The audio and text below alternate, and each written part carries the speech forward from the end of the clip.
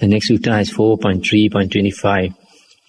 Monks, this holy life is not lived to cheat or cajole people.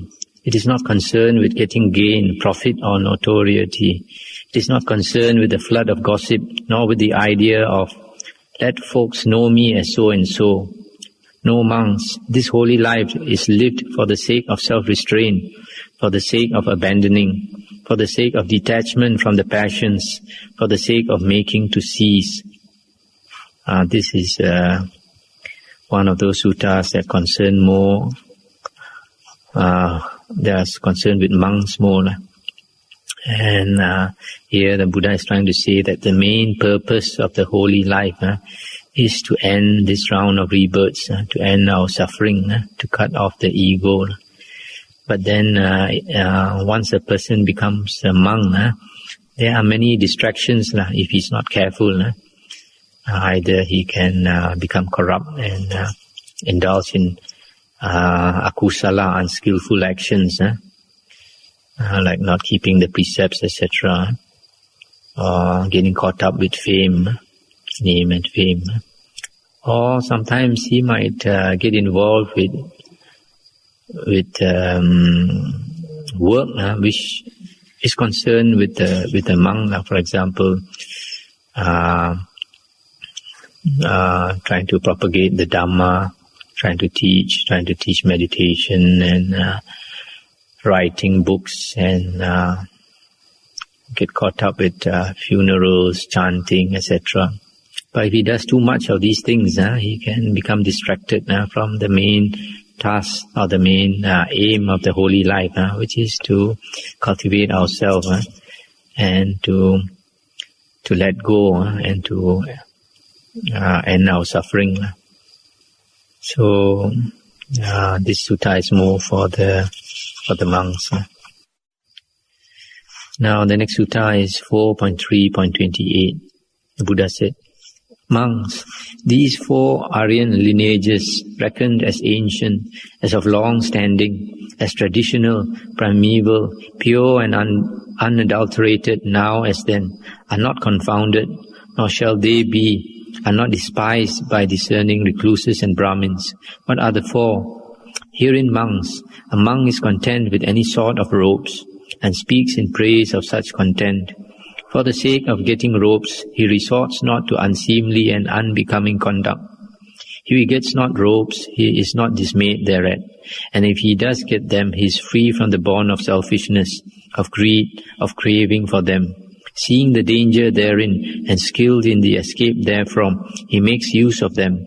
Yet does he not exalt himself because of his content with any sort of robes, nor does he disparage others who are not content.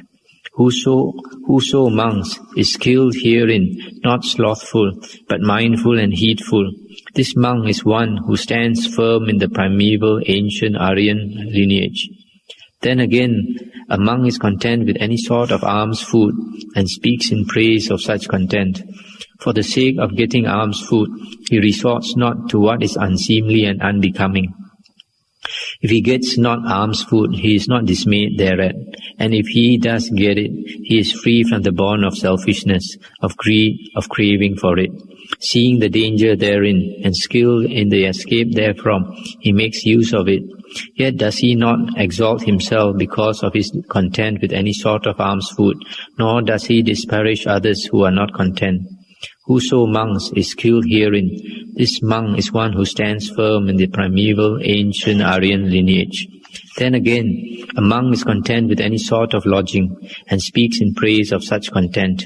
For the sake of getting lodging, he resorts not, etc., etc. If he gets not lodging, he is not dismayed thereat. Whoso, monks, is skilled herein, he stands firm in the Aryan lineage, etc. Once more, monks, a monk delights in letting go, abandoning. So delighting, he delights in developing. Yet because of his delight in the one, abandoning, and the other, developing, he exalts not himself because of that delight, nor does he disparage others who delights not therein. Whoso, monks, is skilled herein, not slothful, but mindful and heedful, this monk is one who stands firm in the primeval ancient Aryan lineage.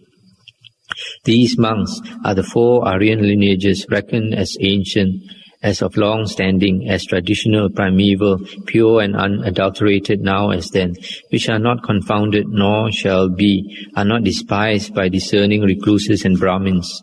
Moreover, monks, possessed of these 4 Aryan lineages, whether a monk dwell in the east or the west, north or south, wherever he may dwell, he masters discontent and content monks. He is a sage. This is another sutta which is concerned more with monks, telling the monks not to be too concerned with robes, the requisites, the robes, the food, and the lodgings, to be content with whatever a monk gets. And the last one is letting go, abandoning, which of course among practices in stages, and eventually is supposed to let go of the self, the ego. These 4 factors, the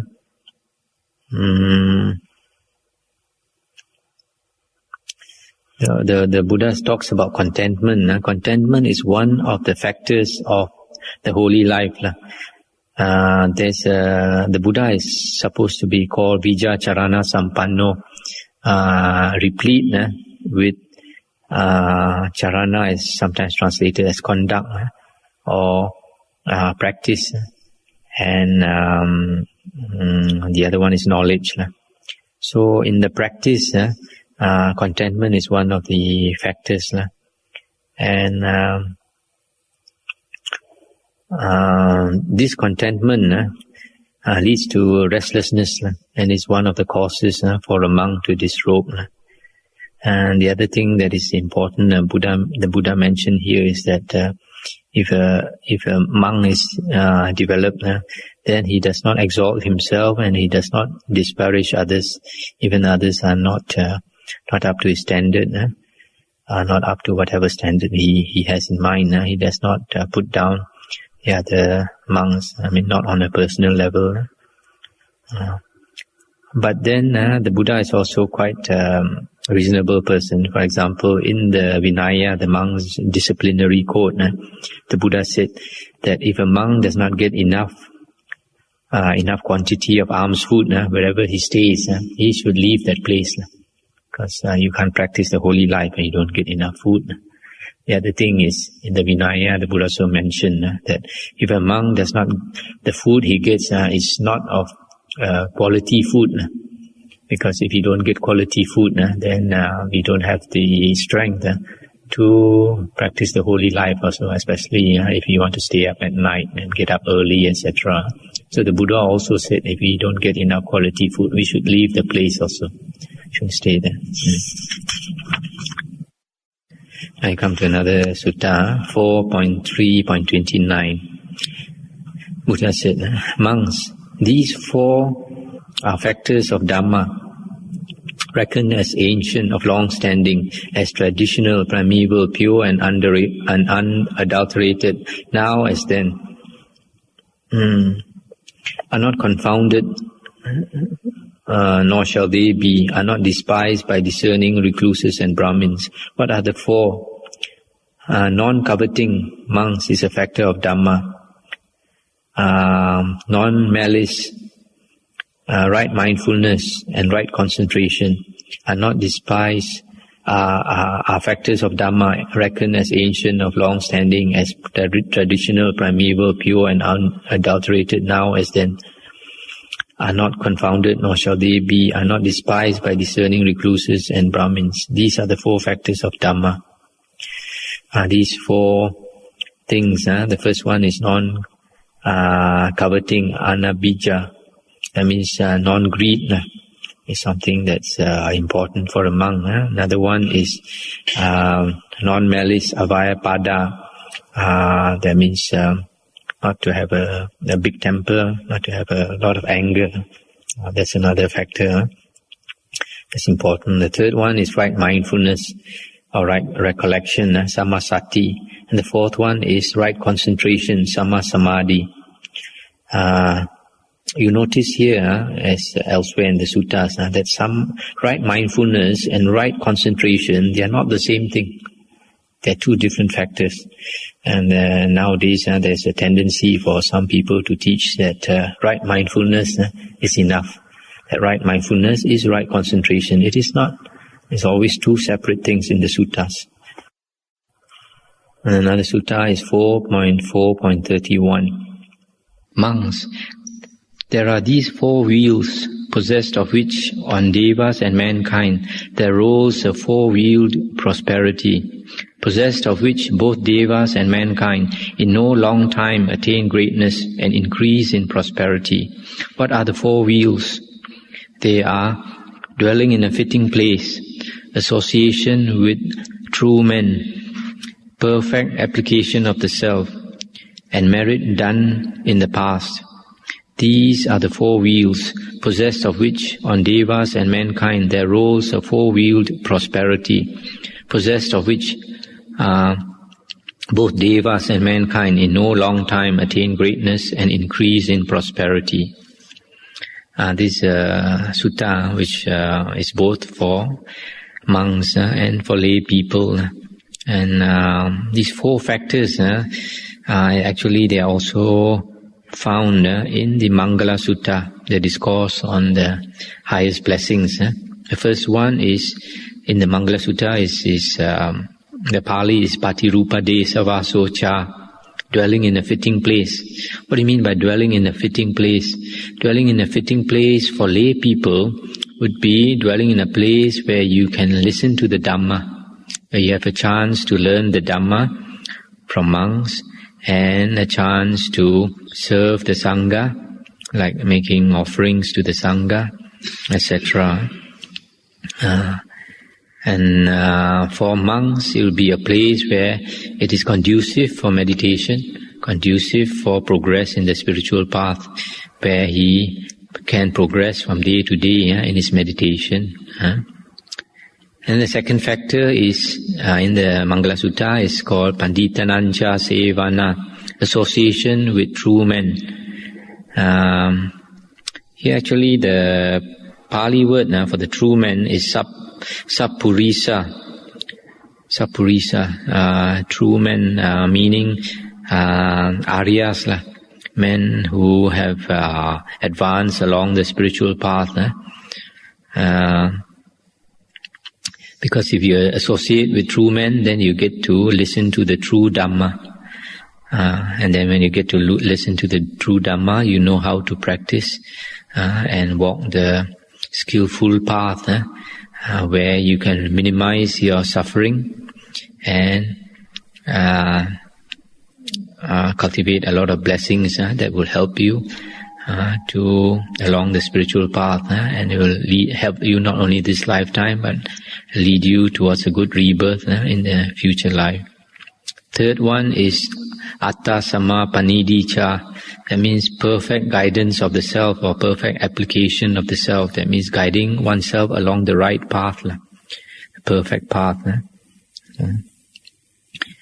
And that of course entails understanding the Dhamma, listening to the Dhamma. And the fourth one is merit done in the past, Pubecha Kata Punyata. If we have done merit in the past, then it will help us in this lifetime. Or if we do a lot of good deeds now, it will help us in our future lifetime. So these are the four things. If we practice them, we'll get a lot of benefit this life and future life. Dwelling in a fitting place, association with true men, perfect application of the self, and merit done in the past. The next sutta is 4.4.32. Monks, there are these four bases of sympathy. What for? Generosity or charity, kind speech, doing a good turn, and treating all alike. These are the four. These four bases of sympathy, if we practice them, then we can get a lot of friends. There's a mention some other sutta where some of the Buddha's lay disciples, they had a great following of friends, and because they practice these four things. First one is generosity. Nobody likes a selfish person. Nobody likes to go near a selfish person. But if you are generous, everybody will want to come around you. Second one is kind speech. To be be careful that we speak kind words, not words which are too hurting. Sometimes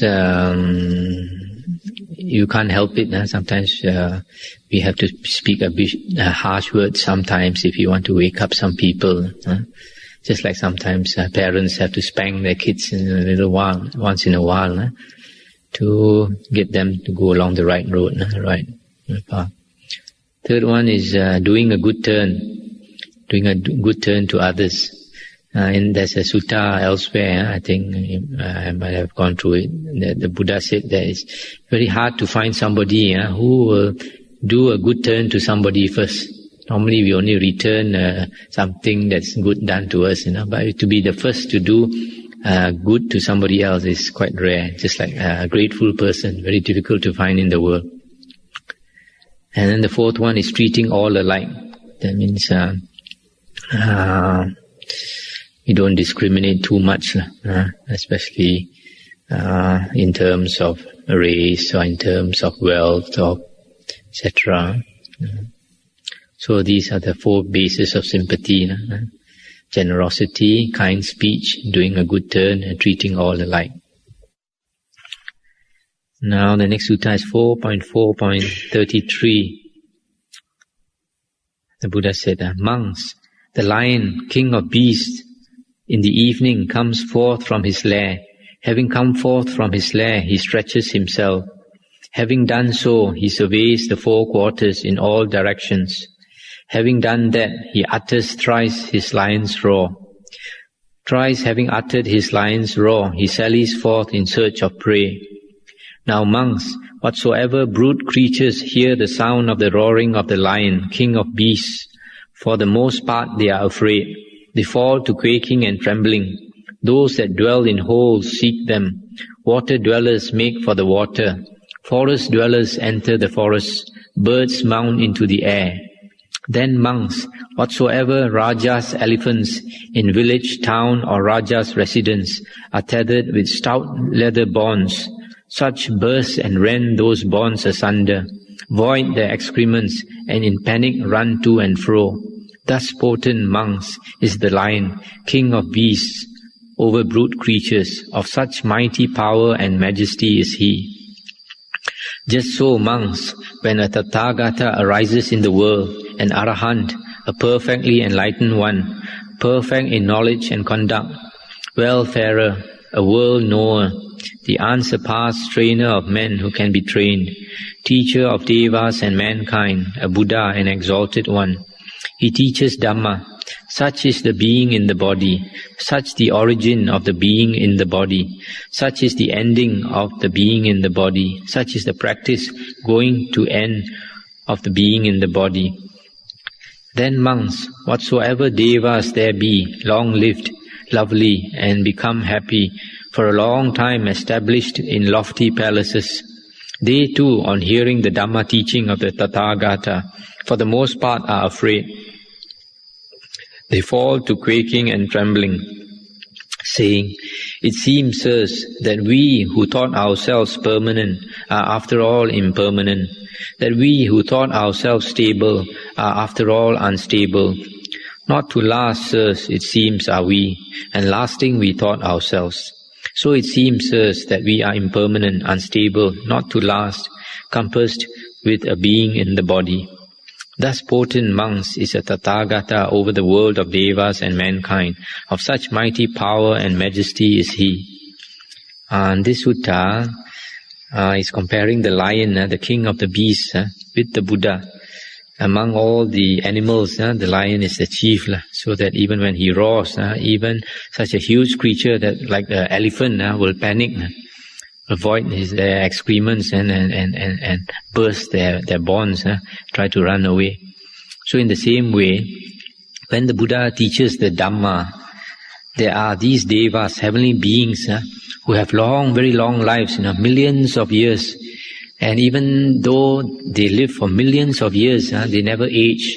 They look like a 16-year-old man or a 16-year-old boy or a 16-year-old girl.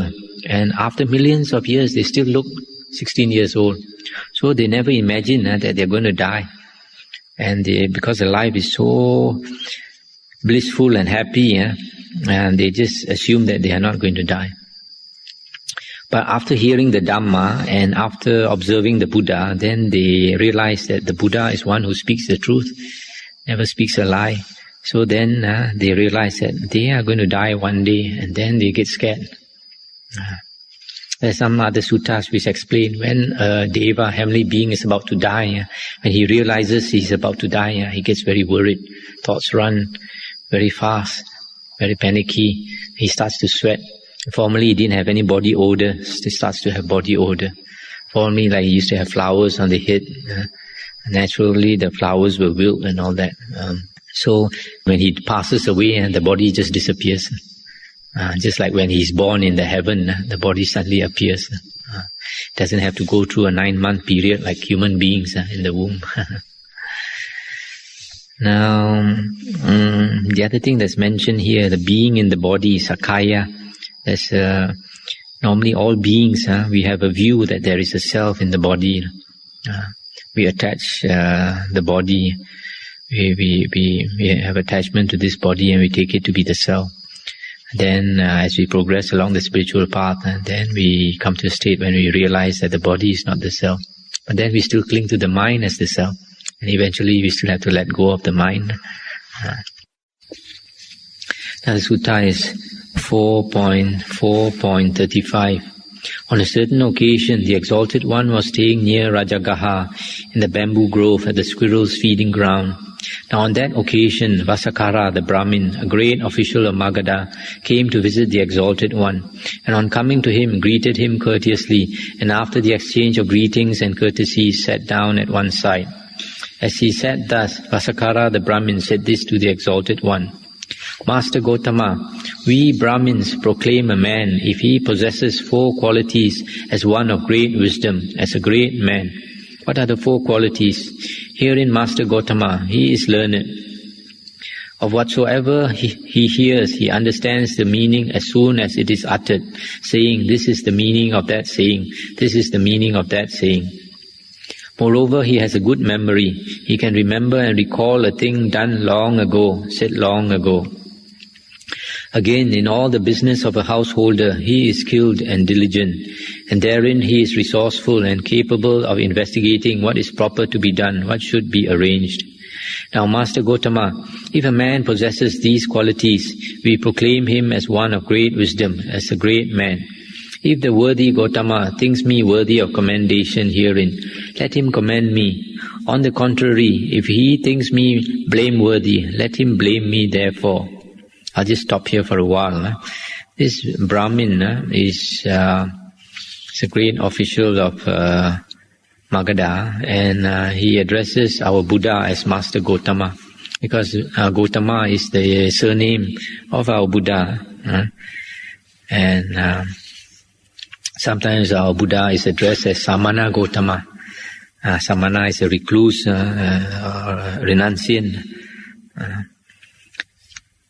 So these 4 qualities, which the Brahmin says, is hallmarks of a great man with a great wisdom. The first one, he is learned. Presumably, he is learned in the Brahmin scriptures and worldly knowledge, etc. The second one, he understands whatever he hears. He understands. That's the second one. The third thing, he has a very good memory. The fourth one, in the business of a householder, he is skilled in the business of a householder. And these things he thinks would make a great man. Then the Buddha said, well, Brahmin, I neither commend you nor blame you herein. I myself proclaim a man possessed of 4 qualities to be one of great wisdom, to be a great man. What are the 4? Herein, Brahmin, we have a man given up to the welfare of many folk, to the happiness of many folk. By him are many folk established in the Aryan knowledge, to wit, in what is of a lovely nature, in what is of a profitable nature. Then the second one, to whatsoever train of thought he wishes to apply himself, to that train of thought he applies himself.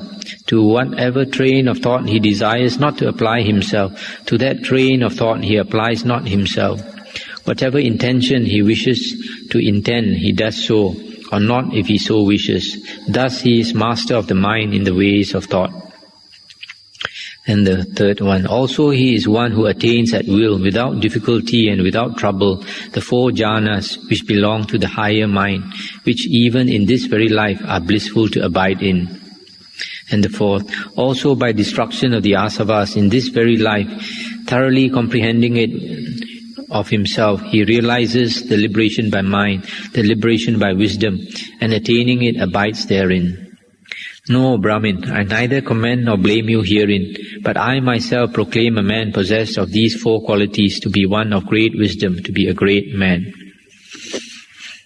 These 4 qualities that the Buddha mentioned. The first one is he is always looking after the welfare of many folk, to the many people. He cares for the welfare of others. The second one, he's a master of his mind. To whatever train of thought he wishes to apply himself, he can do so. Whatever train of thought he does not wish to apply himself, also he can do so. And then the third one, he attains the 4 jhanas. The fourth one, he has destroyed the asavas. Now I'd like to mention again the first one is this person, he is always concerned with the welfare of others. But then, but in the sense that he establishes people in the Aryan knowledge. That means he teaches the Aryan Dhamma to others. This is what is meant by helping others. Now in the Buddha's teaching, the Buddha said, of all the gifts that we can make to others, the highest gift is the gift of the Dhamma, the teaching of the truth. That is real compassion. To worldly people, like doing charity, doing good deeds, becoming a vegetarian and all that, that is good. And it is good. But then, of all these actions, the highest is the gift of knowledge. Because if we think about it carefully, suppose somebody is in difficulty and comes to us, needs help. For example, a person is hungry. So if you are concerned with that person's welfare, you will give him food to eat, you feed him. But after a few hours, he's hungry again. Then you have to feed him again. So tomorrow he's hungry again. So are you going to feed him the whole life? If you can do it, it's very good. But then it will be more skillful of you if you can teach him, for example, a trade, a skill, a work. So if he teaches, if he is taught a work which he can do to earn a living, then you have no need to look after him day after day. Then he will be able to take care of himself and succeed in the world. But then that is just this lifetime. He can earn a living. But then the next lifetime when he comes, he might suffer because he doesn't know how to walk the good path, the path that where we cultivate a lot of blessings to help us. And then because he has still continues to be selfish, etc. Next life when he comes back, he'll suffer again, might not be able to get food again. But if we teach him the Dhamma, and then we teach him, make him understand that all these karmic obstructions that he is experiencing now is due to karma, past deeds. For example, he has been selfish in this life or in the past life, and because of that, not many people want to help him. And then if he understands that he has to cultivate blessings so that people can like him, so to speak, kind words instead of harsh words, etc. And then slowly, and he's also got to understand that karma is not only past life karma, but this life karma. He's got to exert himself to look after himself in this life also. So he not only gets a job to succeed in the world, he also cultivates some of the good qualities in life, which will help him not only this life, even the next life. So if we teach him this kind of Dhamma, then we are not benefiting him not only this life, we are also benefiting him in the next life or the next few lives to come. That's why the gift of Dhamma is the highest gift. And because when we teach Dhamma to people, we are teaching them to lead a skillful life instead of an unskillful life. The kusala and akusala, this word kusala can be translated as skillful or wholesome. A wholesome life, a skillful life. Because in life, we find of suffering, there are two types of suffering. There's a type of suffering which nobody can avoid. For example, getting old, growing old, becoming sick and dying. Nobody can run away from that. All beings would experience that. But there are certain kinds of suffering which are unnecessary, which we can avoid.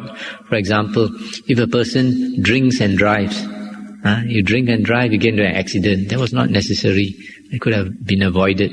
So in the same way, there are also other things that we can cultivate now to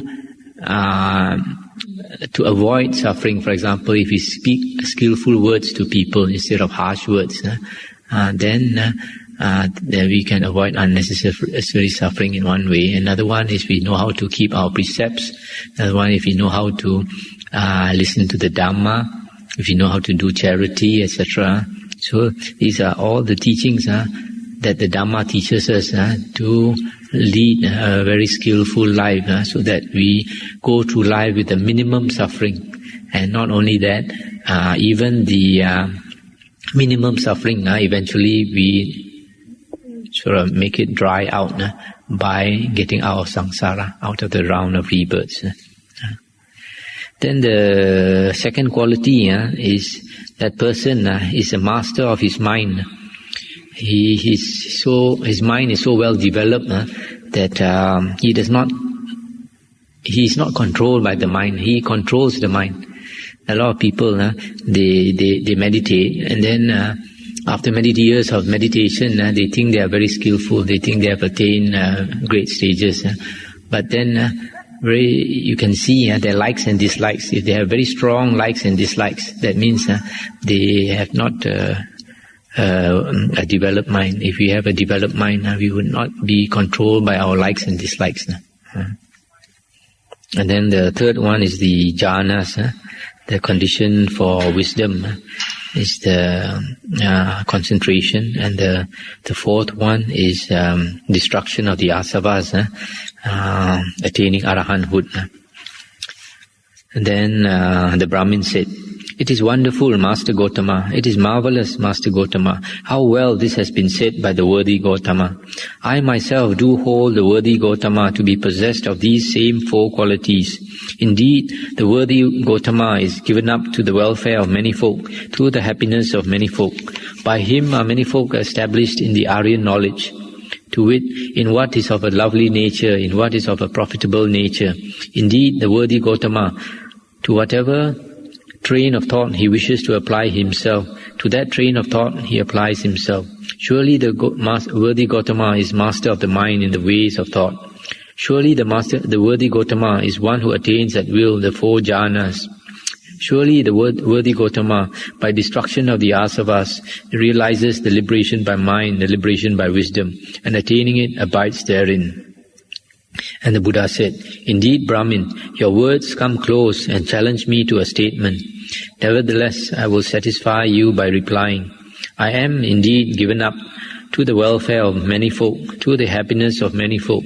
By me are many folk established in the Aryan knowledge, to wit, in what is of a lovely nature, in what is of a profitable nature. To whatsoever train of thought I desire to apply myself, to that I apply myself, or not as I please. Whatever intention I wish to intend, I do so or not as I please. Indeed, Brahmin, I am master of the mind in the ways of thought. Indeed, I am one who attains at will the 4 jhanas. Indeed, Brahmin, by the destruction of the asavas, I realize the liberation by mind and liberation by wisdom, and attaining it, abide therein. And that's the end of the sutta here. So there's another case where somebody is challenging the Buddha, and he acknowledges that he has attained all these 4 qualities.